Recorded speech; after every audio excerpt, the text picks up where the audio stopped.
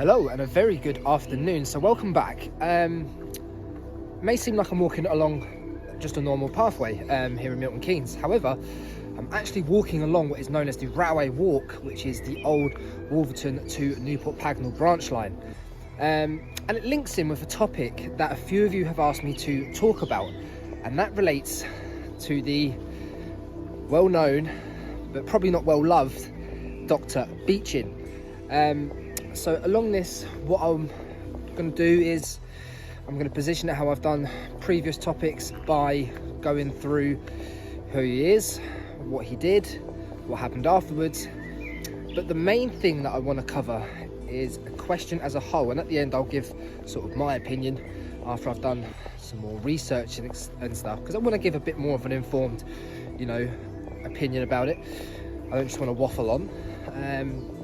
But no, it's quite a lovely walk this, so we'll get a couple of snapshots along the way. But the question I want to ask is, did Dr Beeching get it wrong? So stay tuned for this video and I hope you enjoy it. And don't be afraid to comment your opinion as well. It'd be nice to see what other people think about him. So let's crack on with the episode.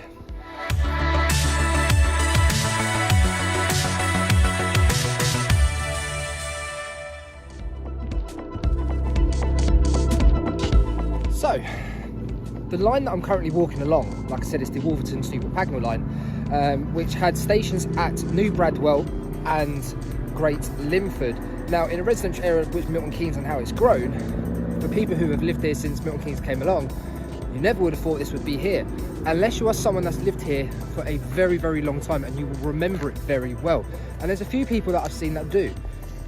Not only that, so the reason why I'm actually walking along this line is because it actually links to the Beeching Report of 1963. It was included, however, there was some resistance by the locals, and it wasn't until 1967 when the line actually succumbed and it closed down to both passenger and freight, and all the track work was lifted. So some of you may find that, there's a lot of people who hold Dr Beeching in a very negative way. So let's look back at who is Dr Beeching and what did he do to the railways. Dr Richard Beeching was a physicist and an engineer. However, he was most well known for being the chairman of British Railways in the early 1960s. In the years leading up to this, the railways in Britain were severely hemorrhaging money, recording losses such as 42 million in 1960. Beeching was given the task of trying to solve this problem, which worsened with the increasing popularity of motorways and cars, and it was him that had to find a way of returning the railways into running at a profit. On the 27th of March 1963, he published the well-known document known as the Beeching Report, which laid out his plan. And as a result of his report, over 4,000 miles of track were removed, a third of Britain's railway stations closed, and up to 70,000 railway jobs were lost over a 3-year period, which then caused an everlasting impact to the country.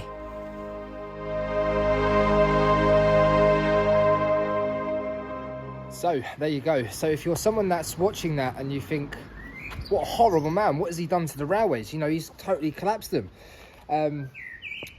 There's more to it. Before I carry on, look, see we've got a platform edge here, and then above me is obviously a railway bridge. So this, I believe, is the site of New Bradwell railway station. Please correct me if I'm wrong. I'm very sure, I'm in New Bradwell, so I'm assuming that's that.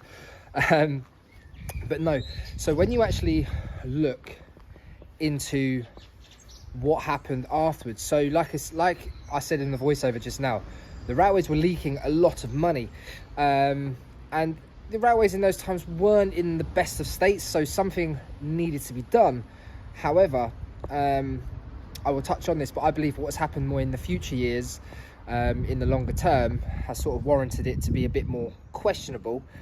But nonetheless, but moving on from that, in terms of what has happened next on the railways, I just want to touch into, what happened to the lines that disappeared, what has happened to, communities, and also it involves heritage railways as well, because they've, they've made comebacks and stuff like that, so I will touch on that. But it is very nice to see some form of, railway history still here. I've only seen short little clips of this line, and it seems very, very good. But nonetheless, let's touch on with what happened next after the Beeching cuts. After a few years and feeling the full force of the Beeching Report, the closure of so many lines and stations affected a lot of people up and down the country, with many of them falling into a sorry and abandoned state.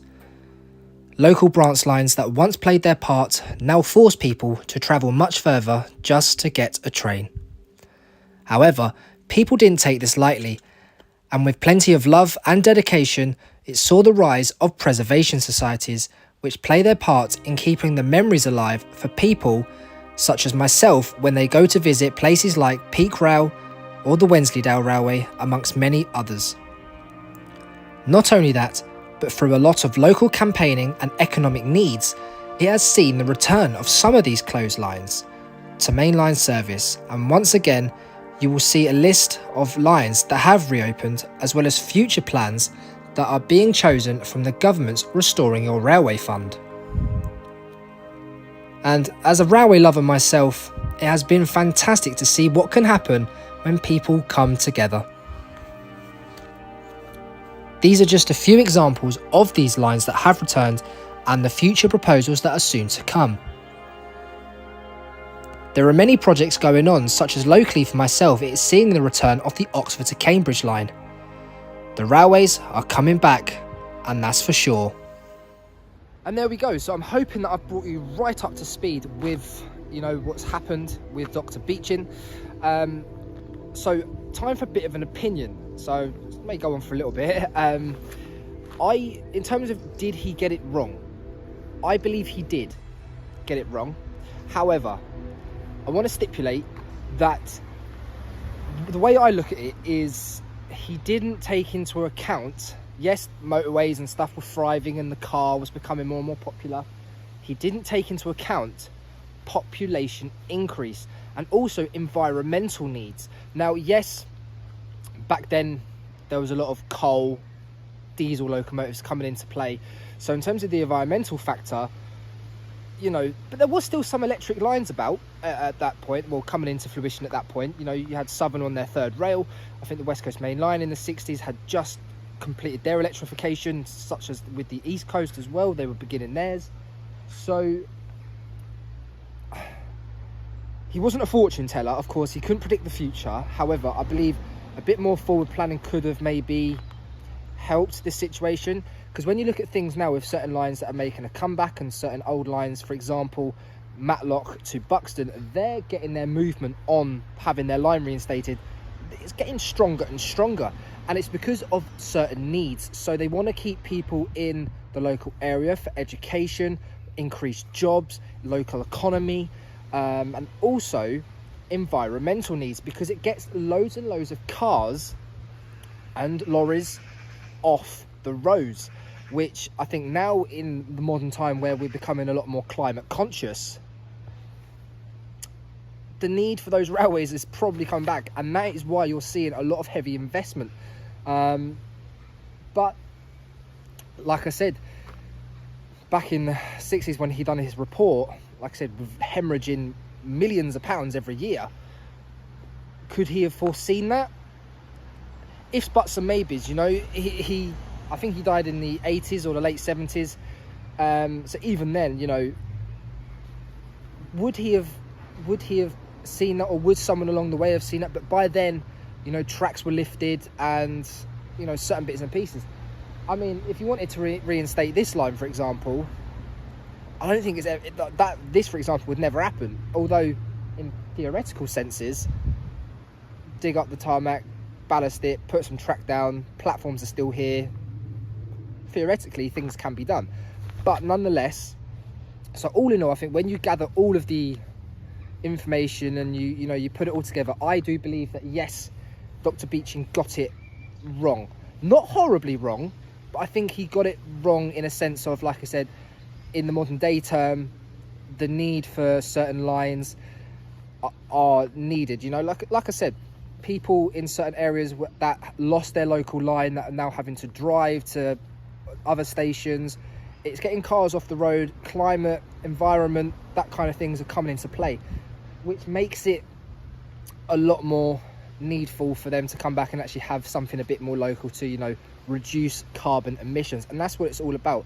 And when you've got things like, oh, I don't know, like little EMUs and even the Viva Rail project, which I touched on, you know, using, you know, old stock upcycling, that kind of thing, it all bodes well as a help. But there's a lot of nooks and crannies to get through, and, you know, dotting the I's, crossing the T's, that kind of thing. But nonetheless, I hope you've enjoyed this, actually, to be fair.